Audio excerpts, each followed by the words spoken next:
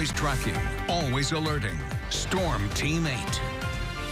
And much of the morning hours have been quiet. A different story up to the north, but we've been watching closely this line of thunderstorms that continues to make progress to the east. Approximate speed around 40 miles an hour. And you can see the latest of the severe thunderstorm warnings first began up here in the Reed City area. But right now we're looking at Mecosta, also in the northwestern parts of Montcalm County, southeastern Newaygo. Narrow little line, but it'll put down some gusty winds and the potential of some hail out there. That severe thunderstorm warning is until 1:45. Currently going through the Big Prairie area.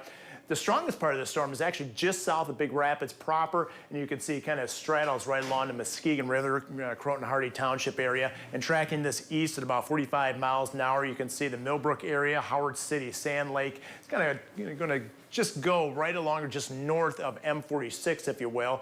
So Altoona, 1222. We're looking at the Ensley Center area just prior to 1230, along with Howard City. Lakeview, 1236, and about right around 1240 in the Pearson location.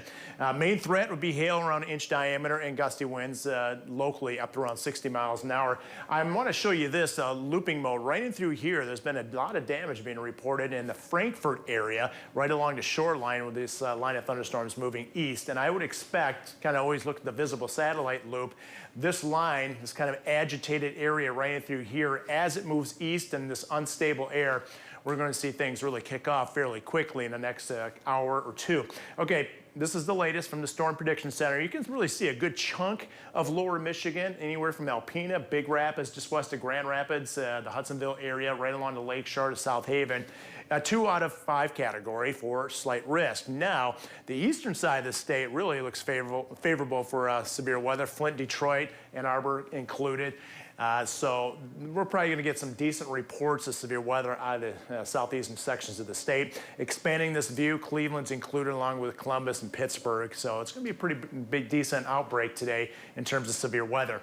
Now, what we're looking at specifically, the timeline basically now right on through 5 o'clock, may even come to an end a little bit prior to 5 o'clock. That 5 o'clock time frame would be mostly right around I-69, the Coldwater area, over towards Bronson, Quincy, and then the farther east you are, the greater threat of seeing more substantial severe weather. Doesn't mean we won't see it here, but again, the eastern side of the state really under the gun.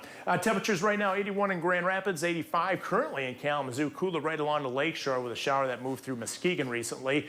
The wind, 22 in Holland currently, 16 in Big Rapids. So waves are really kicking up along the lakeshore. So wave action quite significant. There is a small craft advisory and beach hazards right on through this afternoon, actually through Friday, as that wind will continue quite breezy this afternoon.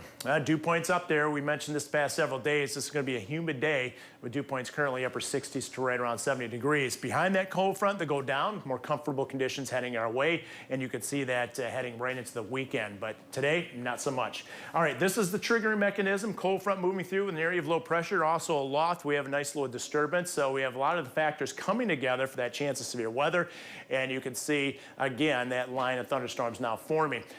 High resolution forecast model shows those thunderstorms, which I really expect even to extend down here throughout the viewing area. We'll stop it right around the 3 o'clock time frame, and by that point we're going to see a lot of this action start moving east out of the viewing area. Then Detroit, National Weather Service will have to deal with it.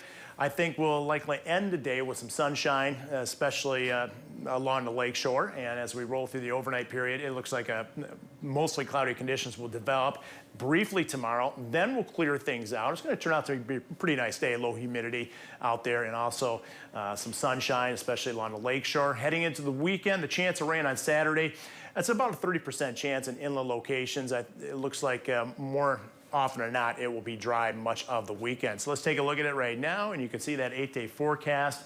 In through the weekend, percentages less than 40%. And then as we head into next week, what really sticks out is the heat really building next week. And I think we'll end the week likely with humidity along with some 90s returning. So anytime there's some severe weather, new reports coming out, we'll get on there as soon as possible. All right, we'll stick with you, Matt. It's going to be a busy afternoon in that Tracking Center. Thank you.